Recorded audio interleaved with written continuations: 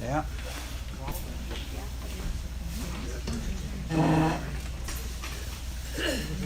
Well, I'm so excited to be here tonight. And do you know why? We hauled over 400 pounds of lobster today. That's almost a record. When we pulled my boat, the Bluebird 2, up to the dock late this afternoon, my sternman Bert said that I should go straight away and get my car that I parked in the yard behind the barn in the harbor and come straight up here and perhaps share a little bit with you folks, a little bit about our grand state of Maine. We know it's a grand state of Maine, as some of you know. Now, how many Mainers have we got here? Four, at least four. Okay, great. And one over here, the expert, Mr. Lucky. Anyway, I'm from Boothbay Harbor, Maine. That's a small town. This is when you're supposed to say, how small is it? Well, how many people here know what I mean when I say Burma shave? Burma shave, Burma shave. Okay. Well, our town is so small that they had to put all the Burma shave signs on one post. And the people that don't know what that is, you can ask these other Mainers and they can tell you. Fill you right in there. Like I said, I'm from Boothbay Harbor. It's about halfway up the coast. And I'm from Maine. My wife here, the pretty blonde, she's from Baltimore. Some say we're a maniac married to a Baltimorean. Anyway, I thought tonight I would speak to you a little bit about four of our Maine town characters that I've had some personal experiences with. How would you feel about that? Would that be okay? Would that be all right? Okay. Well, the first one is Fanny Freebie. Fanny is an interesting person. It seems that our town decided they'd try something different this last year than they did last year. That we have a Boothbay Harbor Alumni Association annual Old Hometown Days Fair every summer. And last year, they had an idiots contest, but they had so many candidates, they couldn't make a decision. So this year, the town fathers said that they would have a town beauty contest. Well, they were going to hold it on the dock, down at the harbor on the west side, by the grocery that's behind the old Smiling Cow, if you remember that. Lucky May, anyway. And the interesting thing was that out of 15 girls, nobody won. But the prior year, since they hadn't given out a prize, they had to give it to somebody. So in the end, they wound up giving it to Fanny Freebie. Fanny was the only girl that could put all the letters of Boothbay Harbor Alumni Association Old Hometown Fair Festival Days Beauty Pageant Contest winner.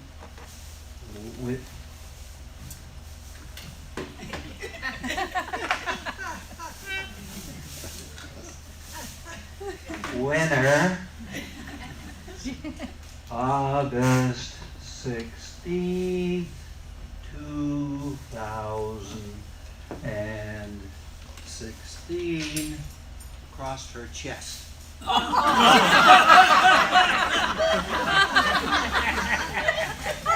Now that woman has some impressive measurements, I tell you.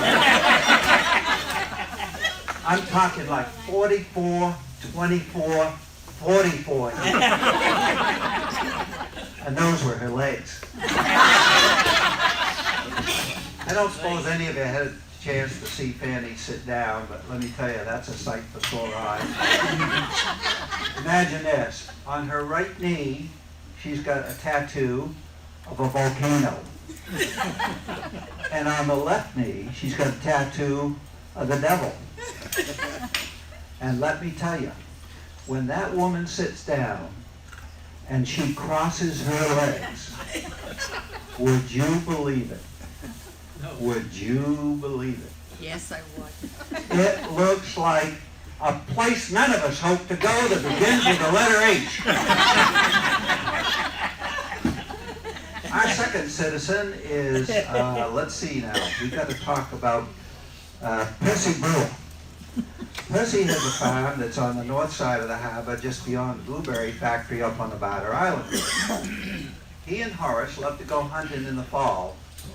Horace has told me that the loudest noise, well, let me begin again, first at the beginning. They went this November hunting again, and he parked their car in the yard behind the barn of the Batter Island Diner and then went into the woods.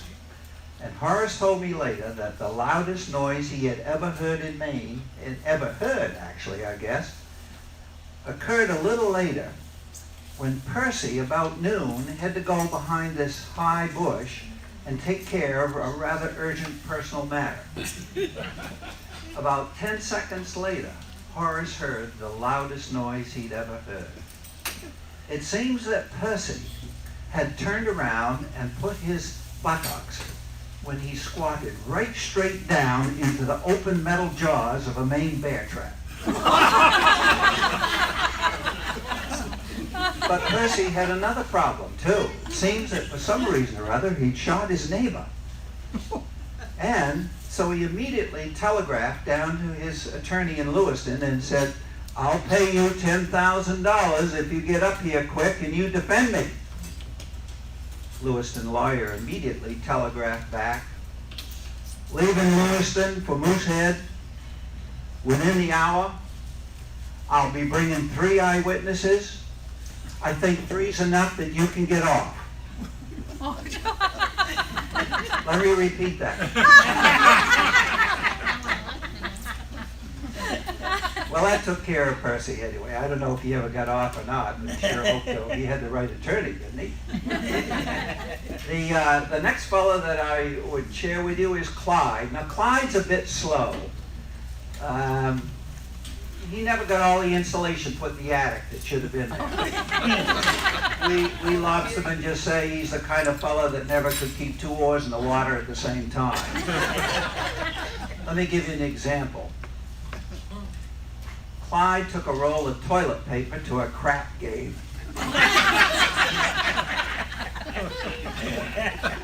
He come home from school one day and he says, "Mom, I sure am glad you called me Clyde, because that's what all the kids call me."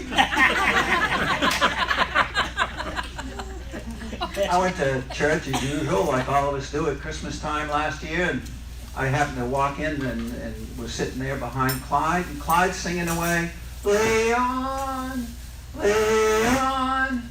I says, "Clyde, you got the hymnal upside down. It's Noel, Noel." It was hot last summer, as you know, but Maine, at least in the harbor, it was exceptionally hot. I walked by Clyde's house and he was out there painting, and I noticed for some reason or other, the guy has 2 jackets on. This is in July. I walked up to him and I said, "Clyde, it's 96 degrees out. You must be sweating like a pig in that thing. Why are you wearing 2 coats?" Clyde says, "Well, it says right on the side of the can, the directions, put on 2 coats." That's Clyde. I asked Clyde, I knew he's supposed to be a good hunter, so I asked Clyde, I says, "Have you ever hunted bear?" He says, "No, I always wear my overalls." Fellow ran out the street and saw Clyde out there, and he says, "Clyde, did you just see who stole my car?" Clyde says, "Nope, don't worry. I got his license plate number, though."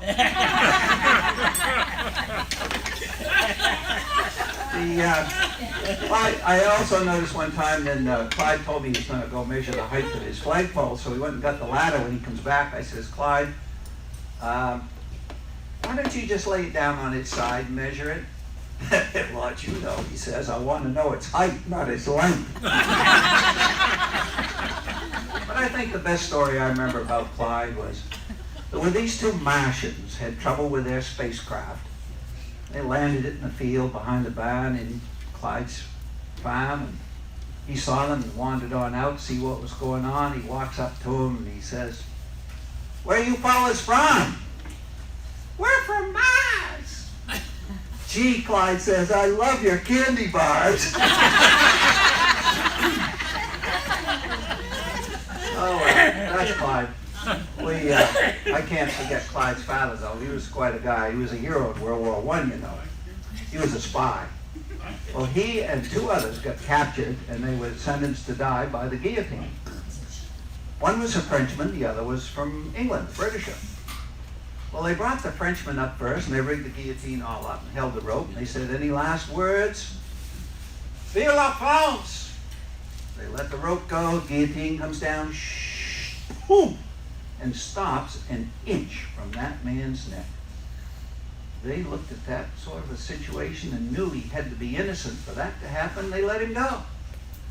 Well, they brought the Brit up next to the same routine, ran it all up. Any last words? "God save the Queen!"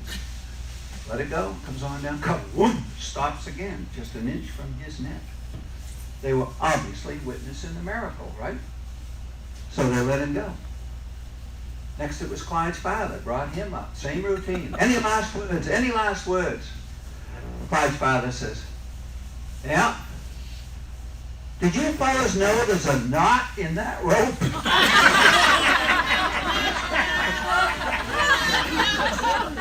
Well, if we talk about his father, we ought to talk about his wife. That's Clyde's wife, Angel. She's different. Let me tell you, she is really different. For one thing, she is extremely skinny. The last time she ate a grape, Clyde took her to the maternity ward. I asked Clyde one time, I says, why do you call your wife Angel?" "Because she's always up in the air, hopping at me." Clyde and Angel just got back from Canada. I think it was Ontario, in fact, not too long ago. Had a nice trip up there, and he shared some of his adventures with me, and he told me that, Ron, he says, up there in Canada, you go into a gas station or you go into a restaurant for a cup of coffee, and they got all these signs. Clean restrooms, clean restrooms. Clyde said he cleaned 32. Clyde and Angel were having breakfast one morning, and Clyde looks across and he says, "Angel, do you know that your left breast is hanging into your hot cup of coffee?" "Gee," she says, "I thought I was having heartburn again."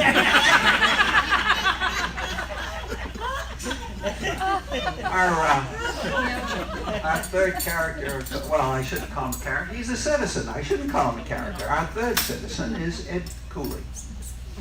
Ed Cooley is what you call a silent drinker. You know what a silent drinker is, right? He drinks vodka because it doesn't have any telltale aroma. Maybe his wife told him one time, "Ed, you have got to switch over to whiskey. It's better for people to know you're drunk than to think you're crazy." Ed told me that he and Mabel have a lot of words, but he never gets a chance to use any of his. I think their trouble goes back to when they got married to the honeymoon. They've been married 41 years, and I think it goes back to the honeymoon night. He told me that on the honeymoon night, Mabel's sitting over on one side of the room in a chair doing a crossword puzzle. He's sitting over on the bed wondering what he's doing there all by himself. After a little while, Mabel hollers over at him, "Ed, what's another name for a female sheep?" "You," he hollers back, and they've been having trouble for 41 years ever since.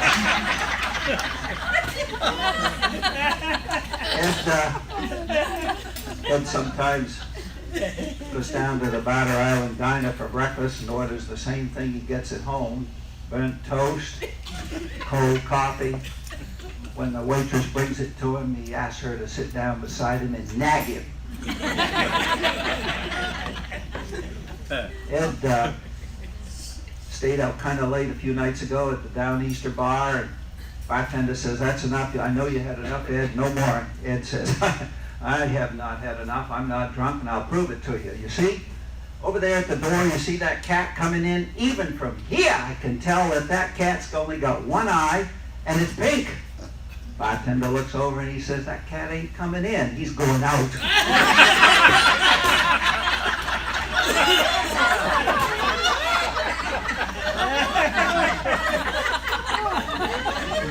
I think one of the best stories, though, about Ed Cooley was the situation that happened just a week ago. They had a neighborhood party on Farnsworth Street where he lives. Next morning, Ed couldn't remember anything except that he had this vision that kept in his mind of a golden toilet. And all morning long, that was the only thing he could think of and imagine was this vision of this golden toilet.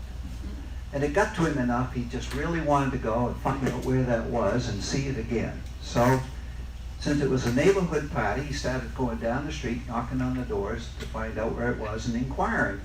Of course, they all shut the door in his face as soon as he started mentioning it.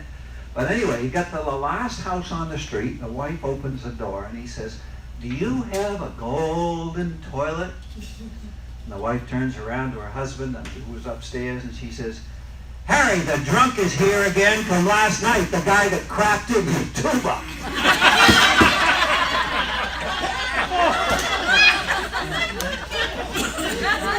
I'd rather like that one myself.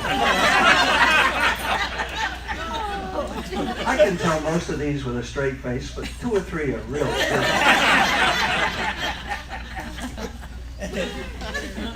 Oh, let's see. That was Ed Cooley. We started out with Fanny Freebie, and then we had Percy, and then we had Clyde, and then Mr. Cooley. So that's pretty much our 4 characters. But I'll wind it up with one final short story about Swayze. Swayze's the drawbridge tender that you know down at the Barter Island drawbridge.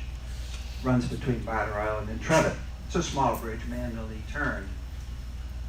Anyway, he was running for public office. Now, on the island, about a mile from the bridge, is a woman named Fanny that lives on a farm there. That's Fanny Oliver, not Fanny Fruity. It's a different family, I hope. Anyway, Fanny has a mule named Horace. So she calls up the vet one afternoon and says, Doc, Horace is real sick. I appreciate you can come out here and take a look at it and see what's the matter. Well, Fanny, I can't right now. I'm just about ready to go out on a call for Cow, but if you give that Horace a dose of mineral oil, if he's better in the morning, fine. If he isn't, call me and I'll come on out then. Well, Doc, just how do I do that? Fanny, you're a farm girl. You know how. You just stick it in his rear end on the other end there, okay? Well, she went out to the barn to find a funnel, and she couldn't find a funnel. But she lucked out because she found her father's old hunting horn. So she brings that back to the barn, and she puts it in the proper place as she had been instructed, and reached up on the shelf to get the mineral oil, but accidentally, grabbed the turpentine instead and poured it all in. Well, let me tell you, Horace woke up real fast, raised his head up something awful and let out the loudest bray that the county had ever heard in Lincoln before, and then kicked out the side of the barn and ran down that road going at a mad gallop, as you can imagine. Of course, every few yards, the horn would blow. Now, all the dogs in the neighborhood thought a hunt was going on. So they took off their tethers and ran down the road after Horace. Now I want you to picture this. This is really quite a sight. Imagine this. You've got this mule running down the road at top speed, notes blaring out from behind, a pack of dogs running tight on his heels, barking joyously. It's quite a sight. Can you imagine? Well, by this time it was getting dark and they were approaching that drawbridge. Swayze down there heard the horn blowing. He thought it was a lobster boat coming around the bend, so he opens the drawbridge. Unfortunately, Horace went in and went overboard and drowned. Time for a couple tears. The dogs all went in too, but they could swim and they got ashore okay. So everything was almost all right. Now remember I said Swayze was running for public office, but he only got 3 votes. You see, the townspeople felt that any man that couldn't tell the difference between a boat whistle and a mule stuck up his behind weren't worthy of public office anyway. So on that note, good night.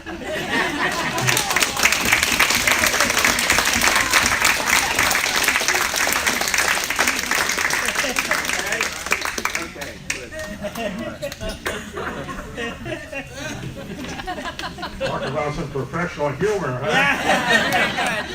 All right.